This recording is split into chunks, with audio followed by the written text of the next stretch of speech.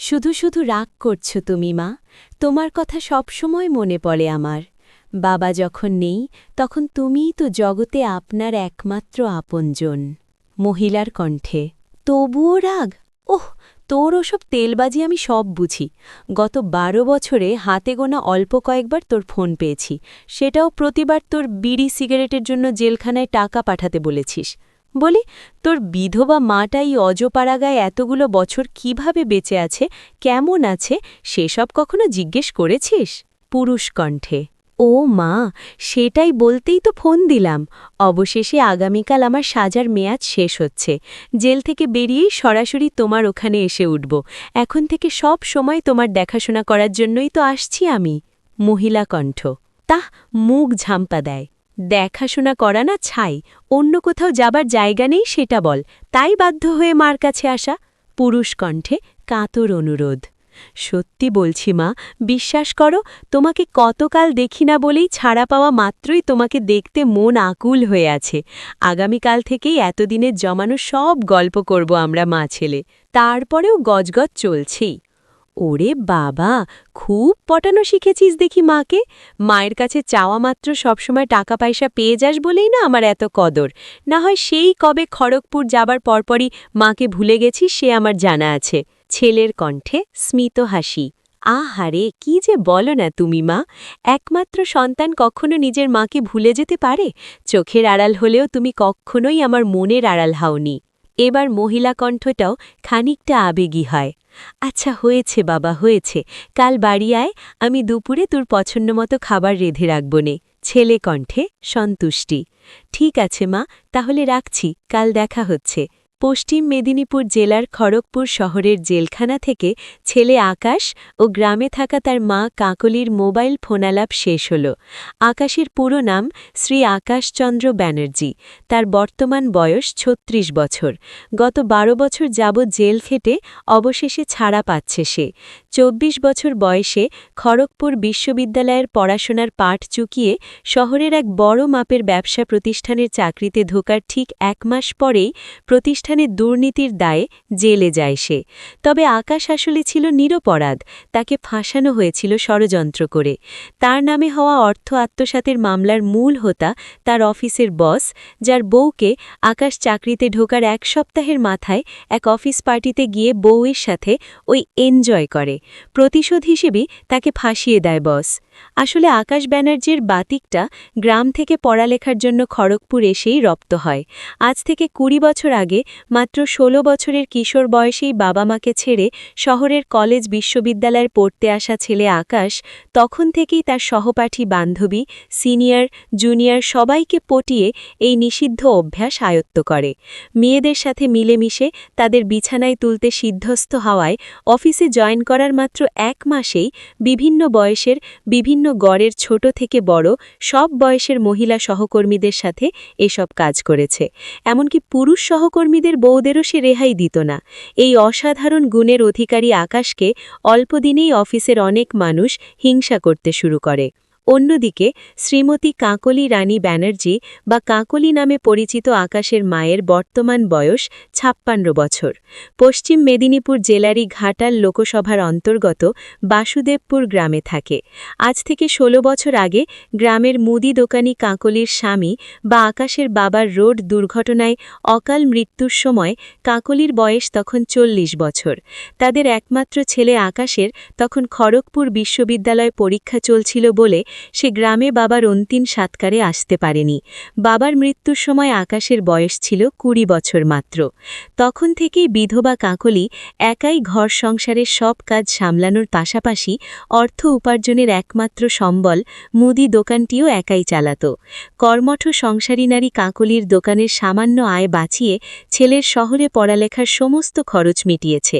এমনকি জেলে যাবার আগে ছেলের মামলা মোকদ্দমার ব্যয় তার গত ১২ বছরের কয়েদি হিসেবে থাকার সিগারেট, চায়ের খরচ সবই কাকলি পাঠিয়েছে গ্রাম থেকে। ছেলেটাই বিধবা কাকলির যত্ন সংসারের একমাত্র আপনজন। তাই ছেলের জন্য ভালোবাসার অন্ত নেই তার।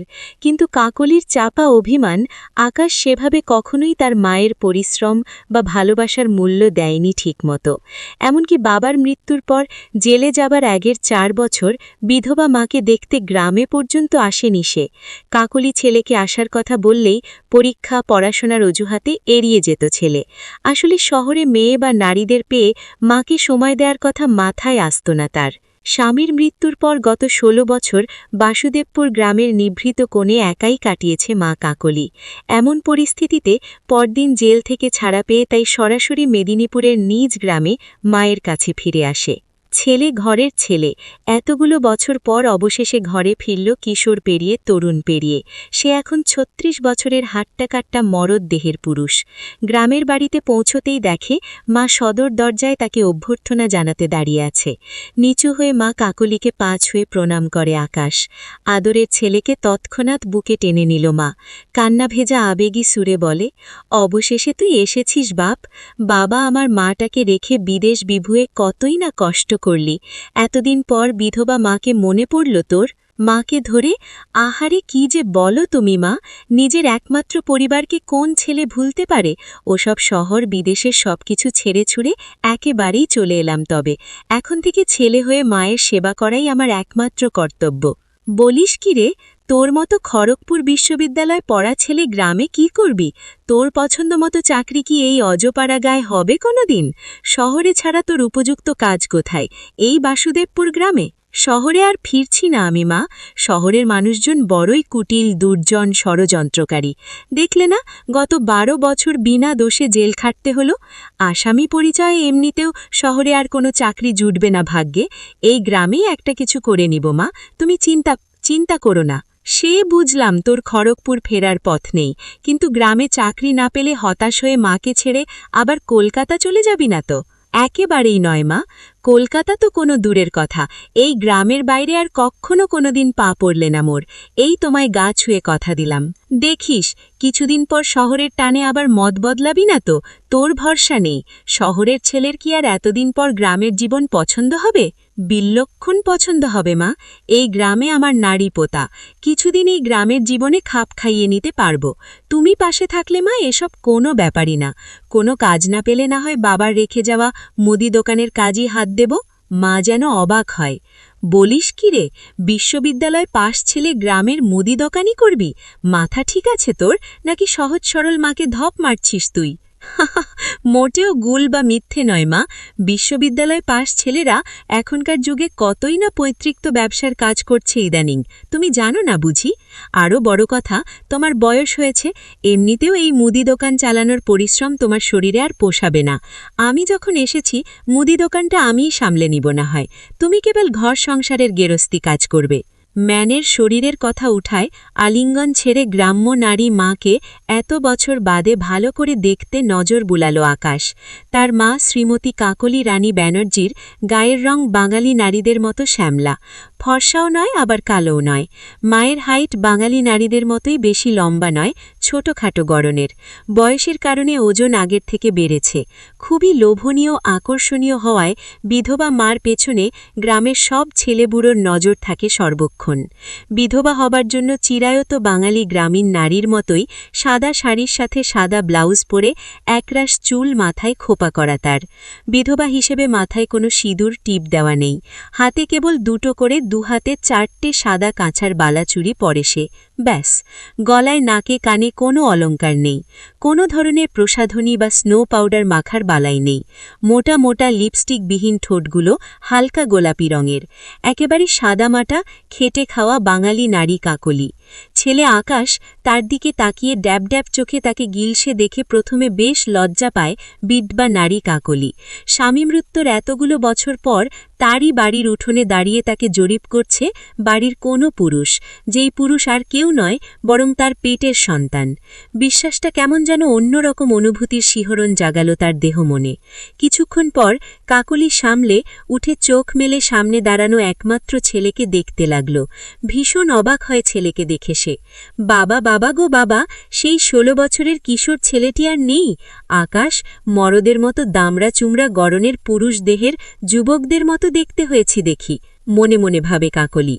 আকাশ দেখতে একেবারে আর 10টা বাঙালি শহরে ছেলের মতোই। জেল খেটে রোদে পুড়ে কিছুটা তামাটে মুখমণ্ডল, ক্লিন শেভ করা চৌকোনা আকৃতির পুরুষালী মুখ। একসময় পেটানো স্বাস্থ্যের হলেও জেল খেটে ও বয়সের জন্য বেশ নাদুস নুদুস দেহ আকাশের। শহরীকে তাই ফুল প্যান্ট ও ফুল হাতা শার্ট, কোমরে বেল্ট দিয়ে গুজে পড়া, ছেলের কাঁধে একটা ব্যাগে জেল থেকে পাওয়া সব কাপড় চোপড়।